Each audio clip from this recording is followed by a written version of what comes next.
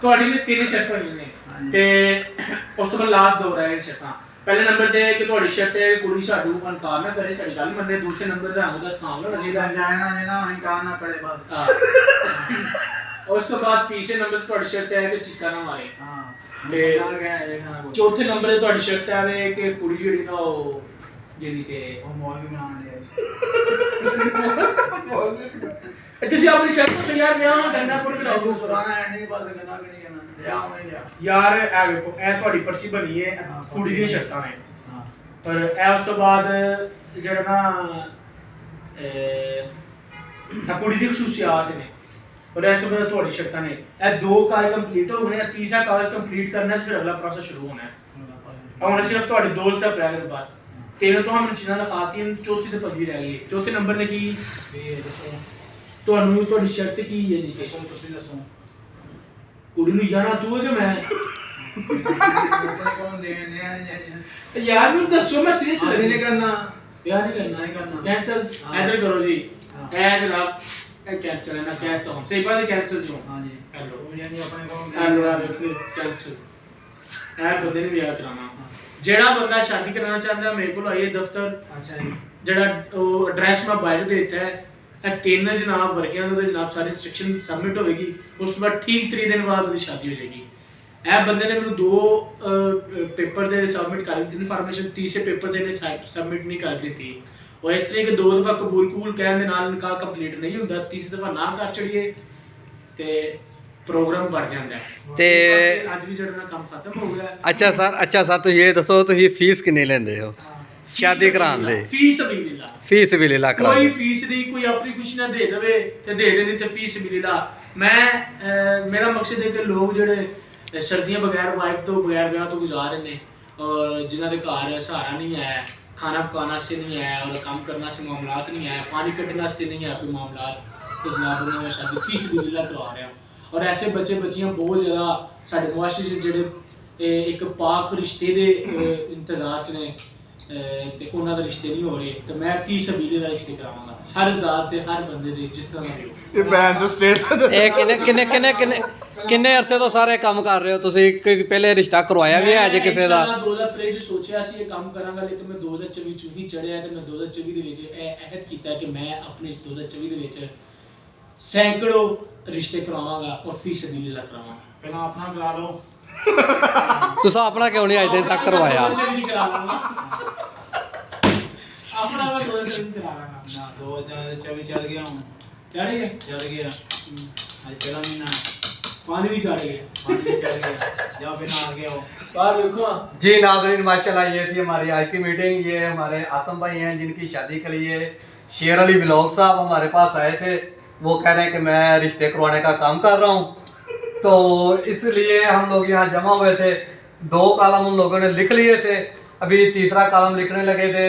तो ਆਸਮ ਭਾਈ ਨੇ ਇਨਕਾਰ ਕਰ ਦਿया। ਆਸਮ ਭਾਈ ਨੇ बोला कि तुम मेनू सवाल नहीं पे पूछने जे तुम करवाते। यहाँ बहुत ज्यादा कहना कि ये शेर दिल भाई की बात सुनो। भाई बात ये है कि जो रिश्ता करवाना होता है ना, समझे उसने घर से देनी होती है, घर से ये बोला कि उसके बाद सारे रिश्ते होते हैं और रिश्ते करने वाली करवाने वाली समझो कि उसकी जिम्मेदार होती है सारी बातें क्लियर कराना। और जो लोग क्लियर नहीं करवाते मेरे हिसाब से वो जो है ना वो ज्यादती करते हैं लड़की वालों से या लड़कों वालों से, क्योंकि दोनों मामलात को ये जिंदगी भर का साथ होता है। ऐसे ही है। अच्छा आप जिसका भी रिश्ता करवाते हैं, आप जिसका भी रिश्ता करवाते हैं उनसे क्या डिमांड करते हैं या क्या पूछते हैं, किस तरह की बातें करते हैं? आया कि वो इस्लाम के मुताबिक हैं या उनसे कोई अलग मुख्तलिफ आप अपने ही हिसाब से कोई बातें करते हैं? मेरा सवाल ये है कि मैं चाहता हूं कि सवाल इधर ਵਿੱਚ ਆਇਆ इस्लाम के मुताबिक चाहिए, क्योंकि हमारे मुआशरे में करांदे नहीं निकाह जो है ना वो बहुत मुश्किल और जना बहुत आम हो गया है। तो इस चीज़ को मैं ख़त्म करने के लिए जो सही लड़या पाँव रखा अपना, तो मेरी उम्मीद है कि मैं इस मिशन में कामयाब हो जाऊंगा।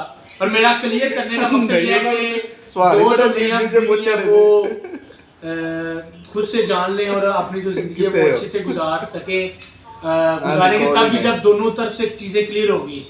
फॉर एग्जाम्पल लड़के की तरफ से चीज़ें क्लियर होती है, लड़की की तरफ से चीज़ें क्लियर नहीं होती, तो हो सकता है कि थोड़ी ही अरसे बाद थोड़ा मामला ख़राब हो, डिवोर्स तक पहुंचे, तो मैं नहीं चाहता कौन? कि नए जोड़े जो वो डिवोर्स तक पहुंचे, तो इसलिए मैं सारी चीज़ें क्लियर करके शादी करवाना चाहता हूँ। जो भी भाई हो, लिंक बायो में है और मेरा नंबर भी ये खुरम बिलाल साहब दे देंगे, तो अपनी शादियों के लिए मुझसे आप रब्ता कर सकते हैं।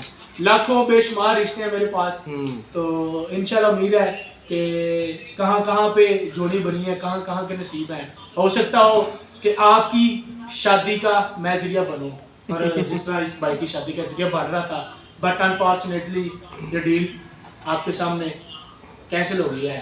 और इंशाल्लाह अगर ये थोड़ी मेरे से डील करेंगे तो हो सकता है कि इंशाल्लाह 1 मंथ में डील से मुराद के आप इनसे पैसे लेने चाह रहे हैं। जो पूछे है वो ये सही नहीं बता सके, मतलब कि 1 साल का इंटरव्यू होता है, यानी कि आप इनके लिए दोबारा कोशिश करेंगे या यहीं वेंड अप कर देंगे? मैं तो कोशिश करने के लिए 2024 में यह करके उतरना इस फील्ड में, तो बाकी तो शादी उनकी होनी है, कोशिश वो करेंगे, काम वो करेंगे, एफर्ट वो करेंगे, नजरिया हम बनेंगे। तो कहाँ तक आप रिसाई करेंगे, यानी कि शहर गुजरांवाला, वजीराबाद या पंजाब में कहीं भी पंजाब में कहीं भी। और कुछ आप क्या कहना चाहेंगे? और मैं बस यही कहना चाहूँगा कि जो लोग इस चीज़ के मुंतज़र हैं वो मेरे से रब्ता करें, बिल्कुल कोई फ़ीस नहीं है, फ़ीस सबीलिल्लाह, कोई दे तो ठीक है, ना दे तो सो बिस्मिल्लाह। तो बाकी अगर आप कुछ कहना चाहें तो आप कह सकते हैं। आसम भाई, आप क्या कहना चाहते हैं इसके हवाले से? कोई भी बात अगर करनी चाहते हैं बिला झिझक आप बात कर सकते हैं, बिल्कुल भी मुश्किल नहीं है यार। शादी करवानी नहीं है, बस ऐਵੇਂ लालच बांध में। नहीं, आप शादी क्यों नहीं करवाना चाहते, क्या मसला है आपको? हाँ जी, मैं नहीं करना। अगर मेडिसिन की ज़रूरत है तो वो भी शेयर दिल भाई। ये जैसे कि आपने ऑन द रिकॉर्डिंग भाई ने कहा कि मैंने नहीं करवानी, इसी वजह से मैंने ये काम इनका डिसमिस किया है। अगर ये कह देते मैं शादी करवानी है तो 30 डेज में, मतलब कि 30 दिन में इनकी शादी हो जाएगी। और बाकी अल्लाह पाक हमारे इस मिशन में हमें कामयाब करे और हमें ये तौफीक दे हम ज़्यादा से ज़्यादा रिश्ते करवाएं, ताकि लोग जो है ना वो नेकी में आए और बुराई से बचें। और आई होप आपको ये छोटी सी वीडियो पसंद आएगी। वीडियो को लाइक कीजिए, चैनल को सब्सक्राइब कीजिए। नेक्स्ट वीडियो में अपना बहुत सारा रखिएगा, 2 मिनट रखिएगा। अल्लाह हाफिज़।